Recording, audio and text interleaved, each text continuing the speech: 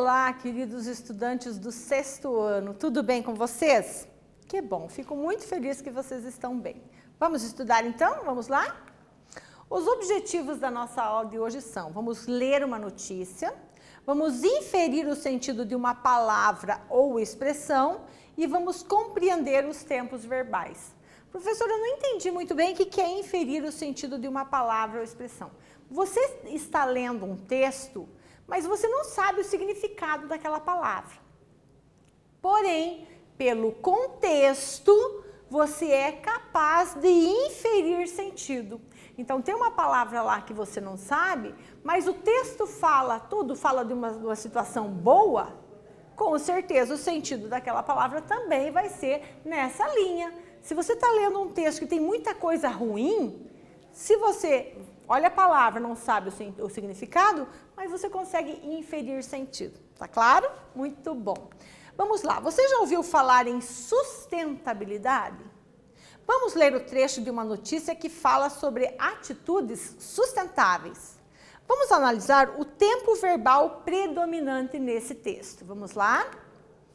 Atitudes sustentáveis voltam à pauta durante o período de isolamento. O que será que é isso, professora? Atividade 1 para você.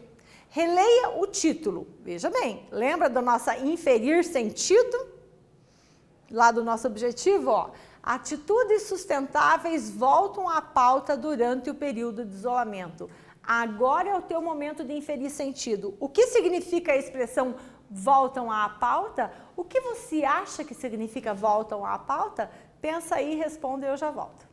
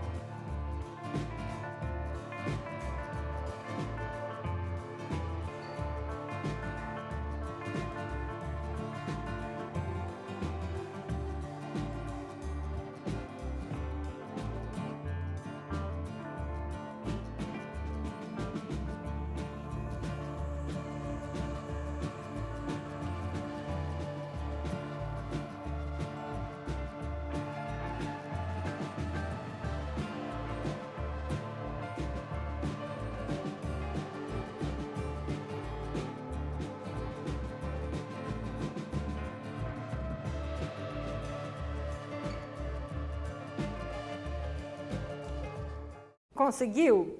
Estava fácil, né? Atitudes sustentáveis voltam à pauta durante o período de isolamento. Vamos conferir?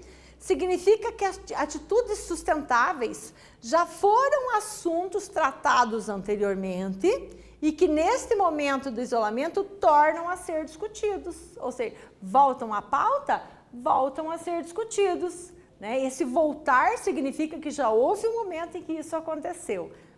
Vamos lá, então? Os meses em que parte da população adotou medidas de isolamento para conter o crescimento do contágio pelo coronavírus acabaram servindo para reforçar a importância da adoção de atitudes sustentáveis no dia a dia. Comportamentos que vão desde a necessidade do consumo consciente até a forma adequada do descarte de resíduos para não comprometer as redes de esgoto entraram em pauta.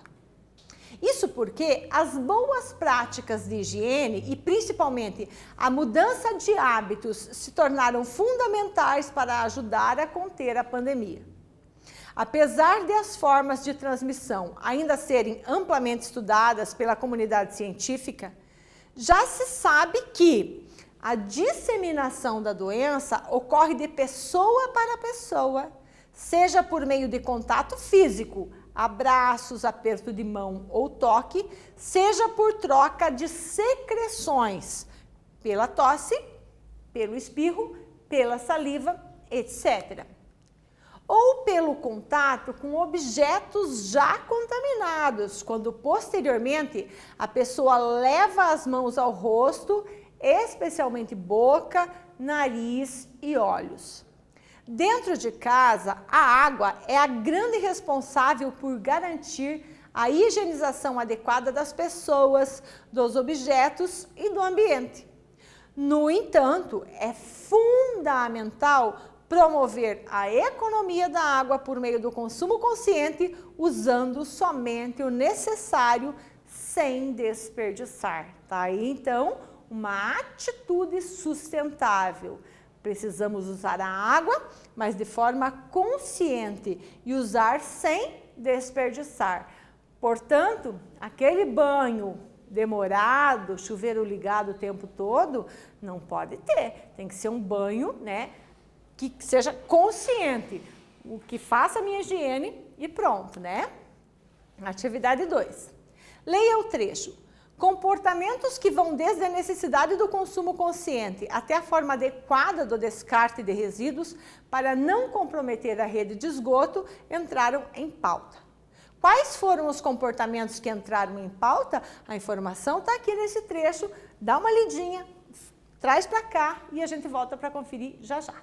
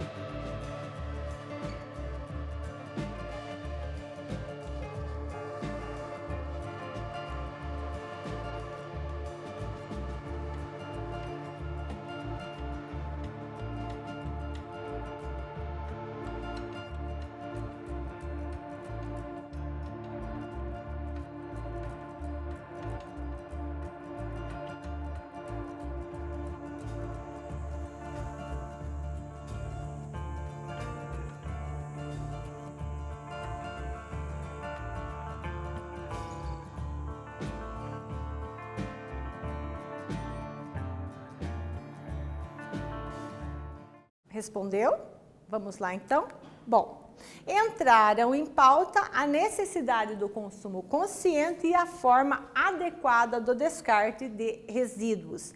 Lembrando aqui, né, a prof. lembra que nas 300 e poucas cidades do Paraná, cada cidade adota um tipo lá de recolhimento dos resíduos, né? Então, tem cidades que têm coleta seletiva, tem cidades que não fazem coleta seletiva, tem cidade que nem tem coleta de lixo, né? Então, cada um vai se organizando aí como dá certo, né? Mas é importante essa consciência desse descarte de resíduos. Vamos falar um pouco sobre tempos verbais? Tempos verbais são as variações do verbo que indicam em qual momento o fato expresso por ele está ocorrendo. De forma básica, temos os seguintes tempos verbais: o presente, o pretérito, que é a mesma coisa que passado, e o futuro. O tempo verbal na notícia refere-se ao momento da ocorrência do fenômeno expresso pelo verbo, ação, estado ou processo, etc., tendo como ponto de referência o momento da comunicação. Tempo verbal presente representam fatos que se passam no momento atual, ou seja, no momento em que estamos falando. As pessoas precisam manter as medidas de isolamento para conter o crescimento de contágio pelo coronavírus. Precisam, momento presente. Atividade 3 para você. Releia o título da notícia e escreva lá: o verbo voltar está empregado em qual tempo verbal? Está no presente, que está acontecendo agora? Está no pretérito, que já aconteceu? Ou está no futuro, que irá acontecer? Tá? Te espero.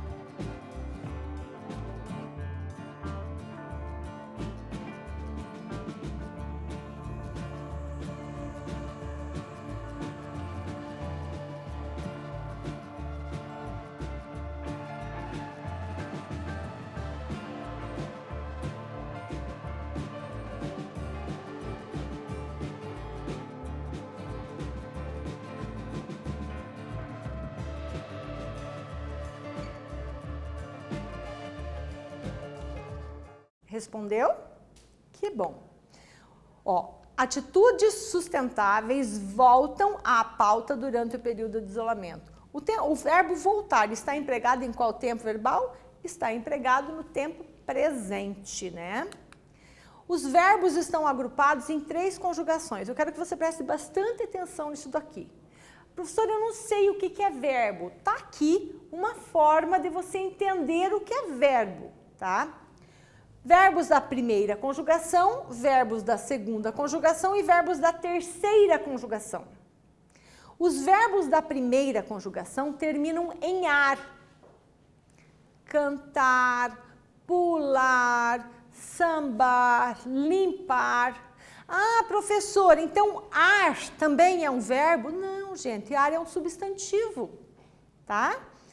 Ar é um substantivo. Quando eu posso colocar o artigo na frente e dizer o ar está poluído, isso não é verbo, isso é substantivo. Agora, cantar, pular, sonhar, isso é um verbo da primeira conjugação. Os verbos da segunda conjugação, eles são terminados em er. Esquecer, ler, compreender, adormecer. E também tem alguns que seriam em or. Por exemplo, compor, repor, supor. Mas eles são, na verdade, uma derivação aqui, porque terminava com o poer, no caso. Depois virou por, tá? Então, os verbos da segunda conjugação. E os verbos da terceira conjugação, professora? Os verbos da terceira conjugação terminam em ir. Cair, sorrir, florir, abstrair. Terminou em ir é um verbo da terceira conjugação. Ah, professora, e por que não tem com ur? Na língua portuguesa, não tem nenhuma palavra que seja verbo e que termine com ur. Sabia disso? Ah, professor, mas e abajur? Abajur não é verbo. Abajur é um substantivo, né? Não é aquilo que dá nome para aquele objeto, é um substantivo. Então, os verbos são da primeira, da segunda e da terceira conjugação. E são conjugados em 3 pessoas do discurso. Como assim? Eu, tu e ele. Nós, vós e eles. Eu, tu e ele do singular, nós, vós, eles do plural. Primeira, segunda e terceira pessoa. Tá aqui, ó. Eu e nós da primeira, tu e vós da segunda, ele, elas, né? Eles da terceira pessoa, tá certo? Atividade 4 para você. Leia o trecho a seguir, que eu não vou ler com você agora, você vai ler sozinho, leia com calma, leia lendo e não adivinhando as palavras e responda. Identifique qual é o tempo verbal da palavra em destaque e a que pessoa do discurso está relacionada. Faz com calma, pensa bem e eu já volto para te ajudar.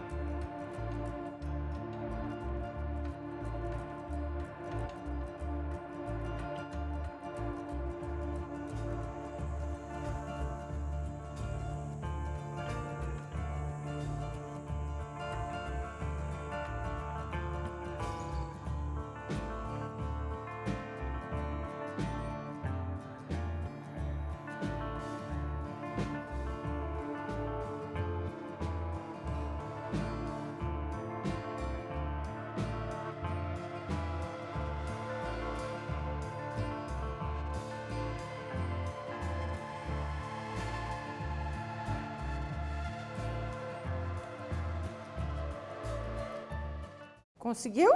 Vamos conferir então, ó. Os meses em que a parte da população adotou medidas de isolamento para conter o crescimento do contágio pelo coronavírus acabaram servindo para reforçar a importância da adoção de atitudes sustentáveis no dia a dia.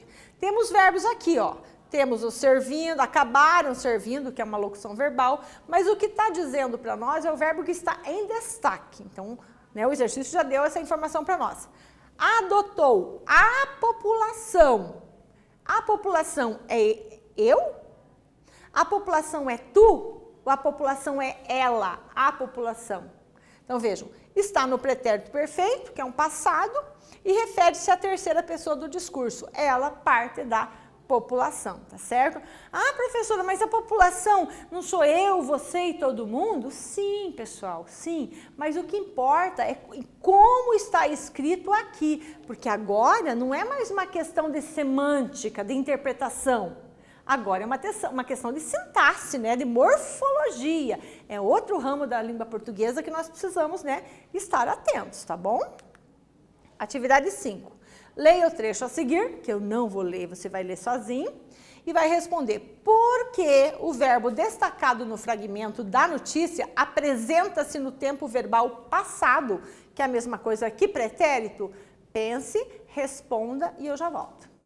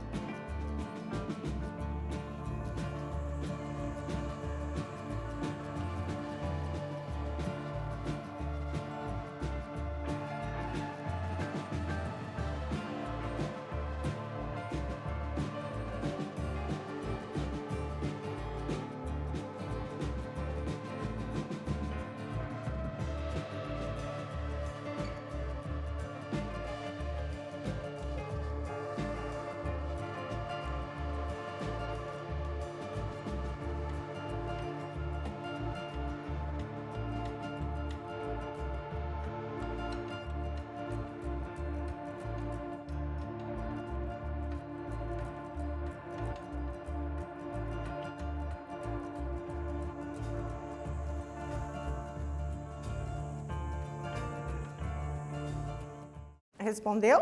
Vamos conferir então? Os meses em que parte da população adotou medidas de isolamento para conter o crescimento do contágio pelo coronavírus acabaram servindo para reforçar a importância da adoção de atitudes sustentáveis no dia a dia. A pergunta era, por que o verbo destacado no fragmento da notícia apresenta-se no tempo verbal passado, que é a mesma coisa que pretérito? Porque a notícia tem como objetivo transmitir fatos ocorridos em um passado recente, algo que aconteceu, né, há pouco tempo, recentemente, nós vamos então noticiá-lo, tá certo, pessoal? Na aula de hoje, nós lemos o trecho de uma notícia, analisamos que algumas palavras indicam o tempo verbal expresso no texto. Importante, dependendo do gênero textual, assim é o tempo verbal que nós vamos utilizar, tá certo, pessoal? Nossa aula termina por aqui. Um beijo da prof. Até a próxima aula.